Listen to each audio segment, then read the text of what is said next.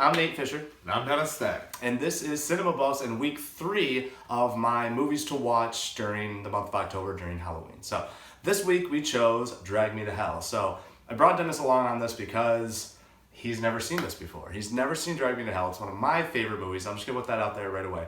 Like I said, with this whole series, I love these movies and it's staples of what to watch in October. But Dennis, on the other hand, has never seen this and I really want to get his opinion. So I'm just going to start this off with, what did you think? Well, I'm a big fan. To start with, I'm a big fan of Sam Raimi. I love the Evil Dead trilogy. Like even like some of his other stuff, like Darkman, movies like that. Those are great. You know, the third one was standing. Spider-Man movies are great as well. For sure. And so I know that Sam Raimi made this after the Spider-Man trilogy. He wanted to go back into horror and he wanted to go back into his style. And Sam Raimi's style is definitely prevalent throughout this entire movie.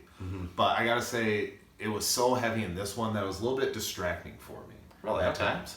Like, the Dutch angles, just transitioning in and out of those. The cursed woman in this movie, she looks like a Deadite from the Evil Dead series, everything like that. Like, the voices, it just seemed like almost like an Evil Dead spin-off to me. Okay. And that was kind of a turn-off for me, to be Oh, honest. all right, yeah. I mean, I like that style. That was sort of like a turn on. I almost feel like the voices when they're possessed and things like that. That's like Sam Raimi's staple, and it's almost the same universe, you know? Like when he thinks demons, that's pretty much what the voice is going to be. But I can see how you would think that the style sort of is very, very prevalent, even with the car that she drives. Right. And everything like that. The plot was very good. It's very well written, and you can, count on that with Sam Raimi and his movies, that especially the ones he directs.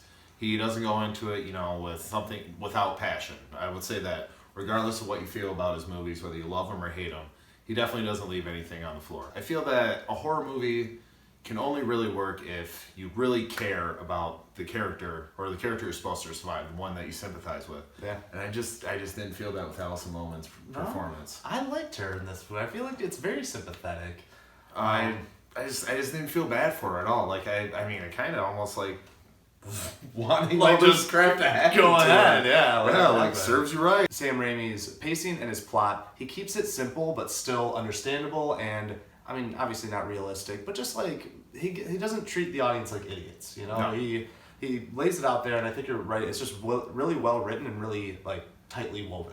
Like there are great moments in this movie, for sure. Once she gets cursed, it is moment to moment. It's Yeah. just like horror scene after horror scene after horror scene. Yeah, and there are plenty of jump scares in there, and Sam Raimi's style is very scary. Yeah. And it can frighten you, and it can stick with you with some of his movies. And there's always comedy interjected with this stuff. It is just, some of it you're like, come on, like almost Looney Tunes in it, like an anvil, a literal anvil in one of the scenes where you're just like... And that, the kind of stuff that like took me away from it. That's where it was just like, all right, I know Sam Raimi wanted to go back to doing his thing. Yeah. I think he went a little too far, and like that anvil, like, she cuts an anvil. And it, like, like, why it's is it not hanging up? Like, come on. Is this Why Looney is it Tunes? hanging in the garage in the first place? Like, that's why I just think it's just going a little too extreme to his style. Well then, scariness-wise, did you think it was scary?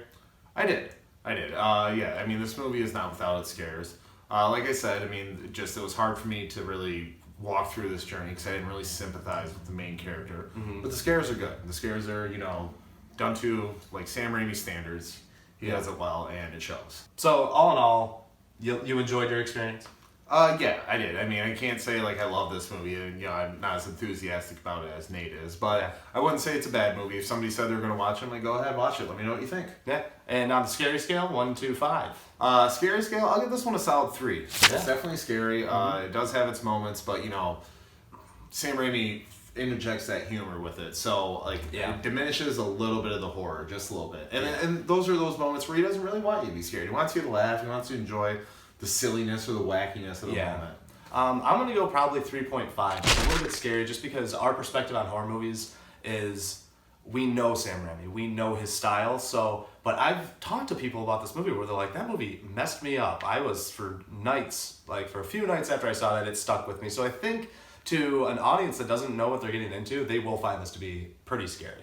Yeah, and I will say, I won't spoil it, but the last 2 minutes there, something happens and it kind of redeems the movie for me. I won't spoil it. If you've seen it, you know what I'm talking about. So you like the ending? I like the ending because something came full circle for me. So. Yeah. So that's my review. That's our review of Drag Me to Hell. I want to thank Dennis for joining me on this one because it's always fun watching these movies with people that have never seen them before.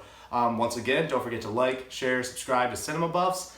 Next week, Tuesday, I will be reviewing Trick or Treat, a huge staple to watch during Halloween. Dennis, again, hasn't seen this one. He won't be doing the review with me, but I'm super excited to hear what you think about this one because it is so fun. I definitely want to check it out. Yeah. And then on Halloween Day, we'll be releasing our review of the original John Carpenter's Halloween, which is probably the biggest staple to watch during Halloween, I would say. Oh, yeah, definitely. So don't you forget. There's no place like the theater.